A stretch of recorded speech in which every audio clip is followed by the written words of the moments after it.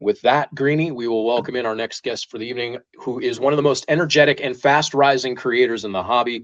Coach Co is the personality behind Coach Co Collectibles, a multi platform channel with tens of thousands of followers across YouTube and TikTok, where he documents shop tours, big hobby stories, grading experience, and real collector experiences from shows around the country.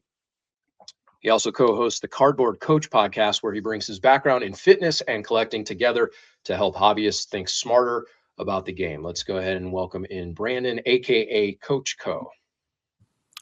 How's it going? I don't know. Brandon. I got quite the introduction, so I don't know what the gentleman before me is talking about. Yeah, don't worry about Joe. Yeah, don't worry. We'll see him again next week. But yeah, excellent. He'll be back. That's awesome. Yeah. How you guys doing?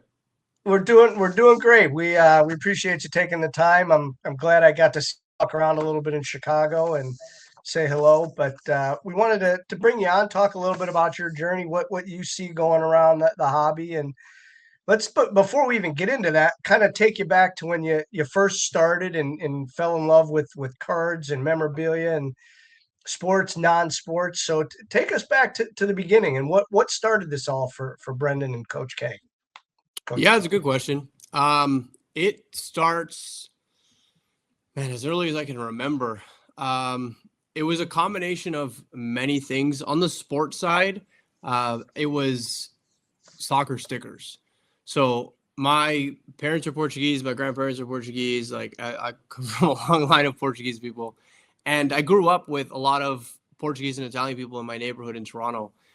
And so we would frequently, like every Euro and every World Cup, we would go to the local corner store. We'd get our what is it? What am I looking for? Like the booklet, and we would be buying packs. And the goal was to complete the set. So my sports, I can't even call it a sports card journey, but my journey into collecting little pieces of men with sports related was definitely stickers and predominantly surrounding soccer. From the TCG perspective, I grew up in the early 90s. And so early 90s was like peak Pokemon, Digimon, Dragon Ball Z. And let me tell you, if you could collect it, I definitely owned it. I'm very fortunate that my parents, every Christmas or birthday or really whatever occasion they could come up with, it was always some type of card or action figure. I love Transformers as well. So I've collected a little bit of everything for a lot of time.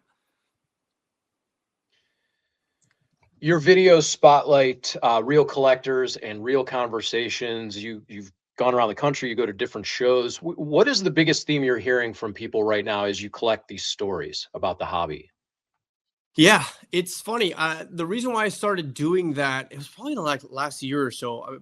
Before that, it was mainly just my account of kind of like what was happening from like the online space and occasionally in person. But seeing a lot of what makes it through the feed, and what I mean by that is the negative stuff's always going to kind of like 99% of the time is going to come up more than the positive stuff. And I just found like my feed was riddled with this stuff and almost to the point where it was, I almost didn't want to like interact certain days with the hobby because I was like, man, another negative thing, another, like this thing needs to be fixed or, and it was just like a pretty grim, kind of like outlook on the space. And I was like, well, that every time I've ever felt like that, I found that it was super grounding to go out to shows and card shops and just like have that dialogue with everyday people. Not say that you can't have that dialogue online, but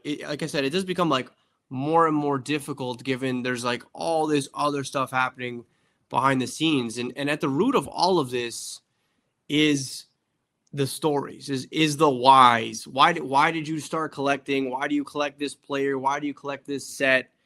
And it's not from I'm not trying to berate people. In fact, I draw immense inspiration from hearing people's stories. So that's kind of like where it came from. And I mean, from there, I've heard every story under the sun at this point, man. It's been pretty wild. Like I've heard people connecting with their late parents over their collections and just kind of like keeping that going after they've passed. I've heard, I've connected with like athletes over their collecting, and, they've signed cards that are kind of like out in the ecosystem and they like want them back. And so they're on this like grand search to kind of acquire them. And it just, it really humanizes everybody in the space. And it just reminds you that if it wasn't for these stories, these would just be pieces of paper and fabric. And it's been a pretty integral kind of, not pivot, but addition to the regular scheduled programming of like, here's what's going on in this space. Sure. Yeah. I watch a lot of your videos. That's how I found you and actually reached out and wanted you to be on the show. And I didn't realize until doing a little bit of research, you do the personal training and coaching, and kind of your speaking engagements are kind of the same. Are there parallels to those, your personal training, coaching, and then coaching people on their collections maybe, or the whys of collecting? It's funny. Yeah, I think definitely coming from a fitness background allowed me to, there are a lot of people that do fitness and don't know the why. There might be like a superficial why, but they don't really get like deep into the why. And I do feel like coming into this space as an adult, because I did put it down during my late adolescence, I moved out very young and I got a job, and then that became like fight or flight. So I was fortunate enough to pick it back up. And I find that I'm happy that I did, because around the time that I came back in, I feel like everybody was buying the same stuff. And even now, a good chunk of everyone's telling you to buy Con Knipple and Cooper Flag and the most recent Topps products, and Connor Griffin's a guaranteed Hall of Famer at this point. And it just allowed me to kind of like drown out some of that noise.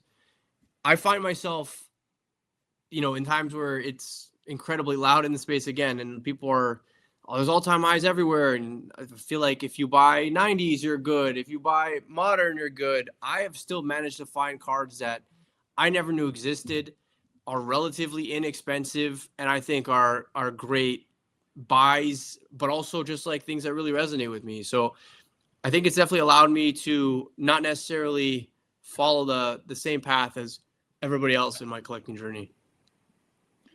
Coach, card shops today are evolving and continuing to evolve. They are not the card shops of our parents or even us growing up. Yeah. We had Jeff on earlier, Jeff Wilson of Cards HQ. They have a whole production studio in there. They've got a breaking pavilion. There's card shops with bars in them now and food service. You've traveled the country and been to a number of different card shops. What are you seeing out there? Some of the unique card shops that may not be on people's radar that are really cool finds. Who's doing some cool stuff out there, and in what city? Yeah, I have like favorite card shops in every city almost. I want to make sure that I don't leave anyone out, but if we're talking about ones that really stand off the page as like something I'd never seen before, Trace and Chase in New Jersey was pretty ridiculous in like a good way. Obviously, there was a half court basketball, like there was essentially like half a basketball court there. It was pretty crazy. The memorabilia selection was ridiculous, very clean space. It was pretty surreal. I'll say Collectors Club in Miami. They were just fortunate enough to have Tom Brady at their rip night. It is a kind of like bar /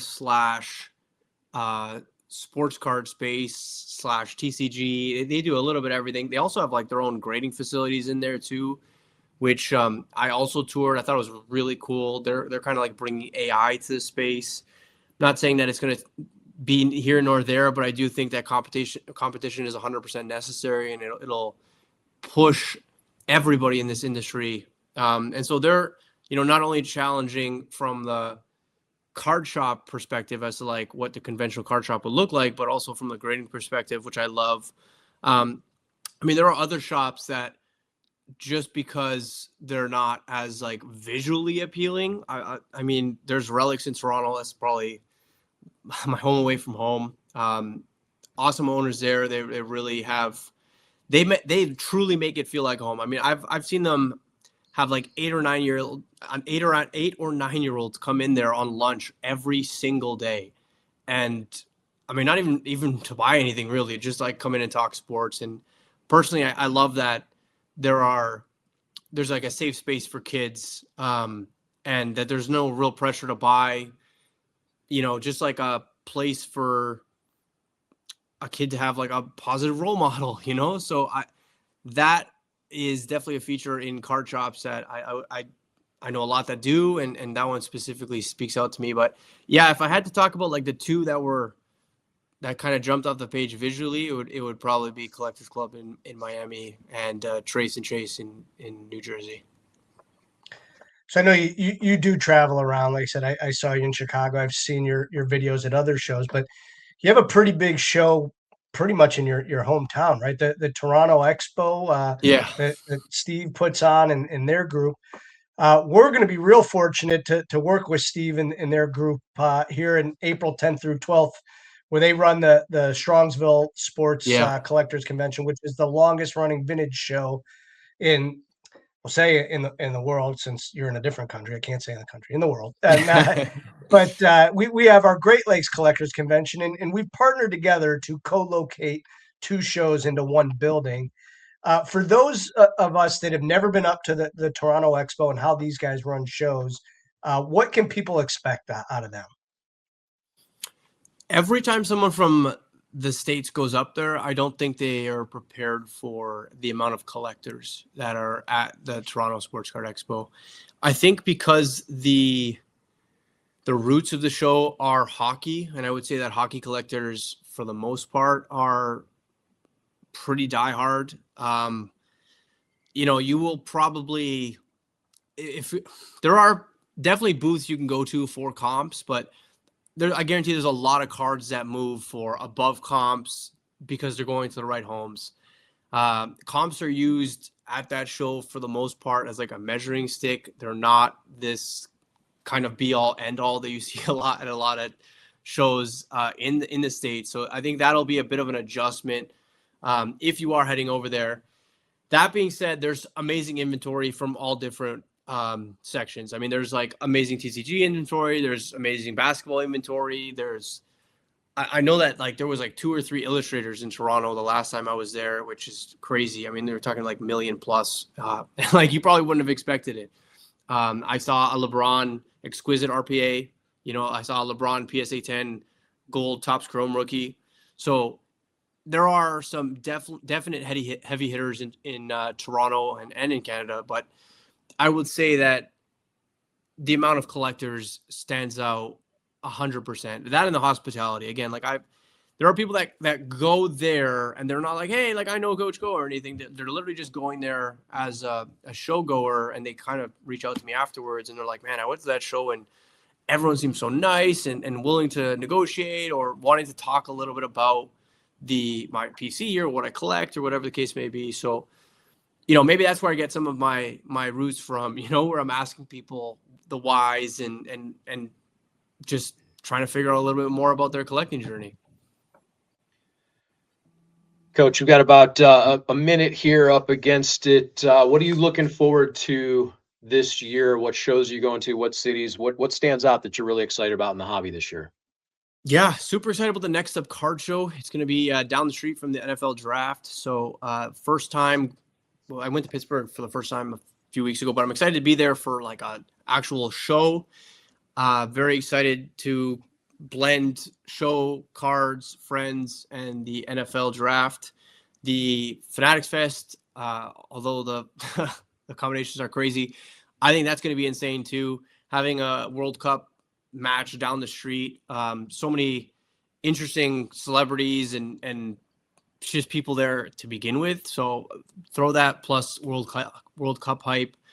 I think that's going to be insane. The National, I mean, listen, all-time highs set every single day for cards from all different categories. I think it's going to be a very, very fun National this year.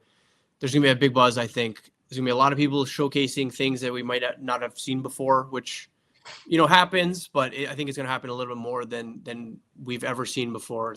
I mean, we're starting to see the graded magazine market go absolutely bonkers.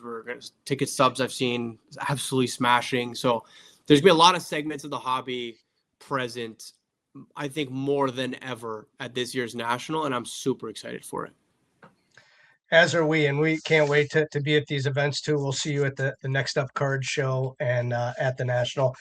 Before we let you go, where can people find you online? Yeah, I'm Coach Co Collectibles on every single platform. I would say I post every day except for on X. So if you want to see what I'm up to, every platform except for X. If you reach out to me on X, it might take a few days. Fair enough. Appreciate you guys having me. Very good. Thanks for joining us this evening. Thank you. We'll catch you soon. Thank you. Appreciate it. Yep.